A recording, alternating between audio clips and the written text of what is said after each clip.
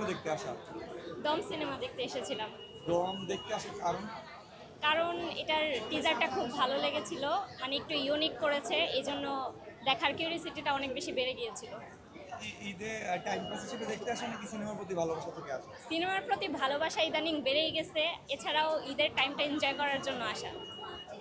সিনেমার প্রতি ভালোবাসা বাড়ার কারণ কি হঠাৎ? কারণ বাংলা সিনেমাগুলো আগের থেকে অনেক বেশি বেটার করার ট্রাই করছে, অলরেডি বেটার হয়েও গিয়েছে, এই জন্য আর কি সিনেমার প্রতি একটা আলাদাই ভালোবাসা কাজ করে এখন। আচ্ছা, ঈদের আরো 4টা সিনেমা আছে, এটা বাদে ওগুলো দেখা হবে কিনা? হ্যাঁ, ওগুলো দেখবো। সবার আগে দমটাই দেখা হয়েছে, এরপরে রাক্ষস আছে, সেটা দেখবো, তারপরে শাকিব খানের প্রিন্স আছে, সেটা দেখবো। একটা যদি বলা হয় তাহলে 10-এ কত দেবেন দমকে? দমটা ভালোই লেগেছে, তবে 10-এ আমি 8 দিতে চাই। আপনার কি মনে হয় আর কি কি বিষয় ইমপ্রুভ করা উচিত ছিল আমাদের?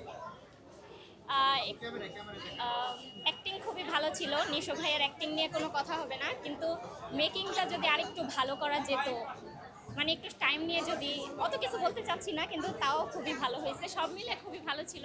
আমি মানে 10-এ 8ই দিতে চাচ্ছি। দমের পর বলেছিলেন যে আপনি রাক্ষস দেখবেন। জি, রাক্ষসকে টার্গেট করার কারণ কি, মানে এটার পর কেন রাক্ষস দেখবেন?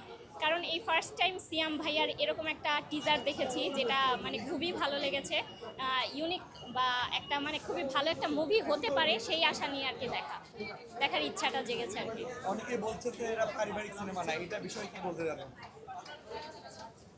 হ্যাঁ, এটা পারিবারিক সিনেমা নাও হতে পারে, সেটাই আমি মানে সেটা আমিও মানে গেস করেছি, এটা পারিবারিক সিনেমা নাও হতে পারে।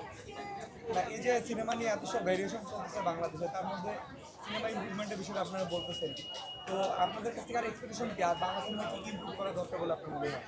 বাংলা সিনেমায় ক্যারেক্টারগুলো ইমপ্রুভ করা দরকার, এরপরে হচ্ছে তাদের অ্যাক্টিংগুলো ভালো হচ্ছে, আরও ভালো করা দরকার, এরপরে মেকিংটা আরেকটু ভালো করা দরকার, এগুলোই। Thank you.